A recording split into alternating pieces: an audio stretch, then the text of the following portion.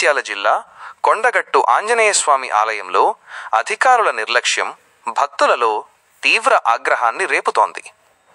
ఇటీవల కరెంట్ షాక్తో వృద్ధురాలు మృతి చెందిన ఘటన మరొక ముందే ఆలయ ప్రాంగణమంతటా విద్యుత్ లైన్లు, ట్యూబ్ లైటింగ్ వైర్లు ఓపెన్గా వేలాడుతున్నాయి.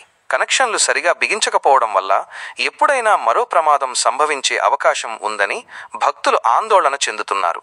వరుస ప్రమాదాలు జరుగుతున్నా అధికారులు కనీసం స్పందించకపోవడంపై భక్తులు తీవ్రంగా మండిపడుతున్నారు.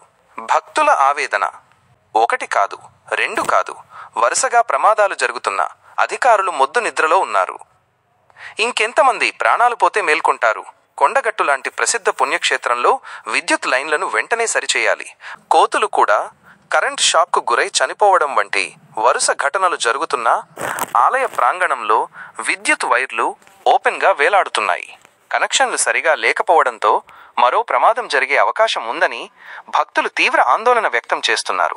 అధికారులు మేల్కోవడం లేదు. ఇంకెంతమంది ప్రాణాలు పోతే చర్యలు తీసుకుంటారు?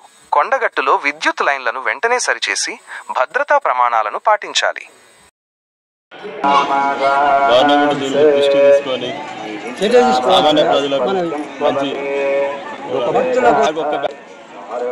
చాలా ఇబ్బందికరంగా ఉంది. భక్తులు అవస్థలు పడి దేవస్థానం అధికారులు గుర్తించాలని మనవి చేస్తున్నారు.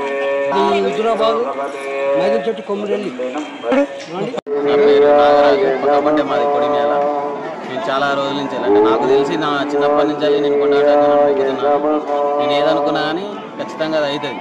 కాకపోవడం అంటుంటుంది అంటే నీతి నిజాయితీ ఏదైనా అవుతుంది. అలాగే మంచిగా అవి చూసుకొని చేస్తే మంచిగా అనిపిస్తుంది. అంటే వచ్చిన భక్తులకు ఇబ్బంది లేకుండా కొన్ని సౌకర్యాలు చేయాలి అన్నీ అనుకుంటున్నాను.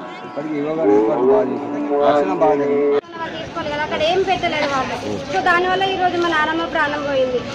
అంటే ఇప్పుడు అధికారులు నిర్లక్ష్యం అంటారు ఎట్లా?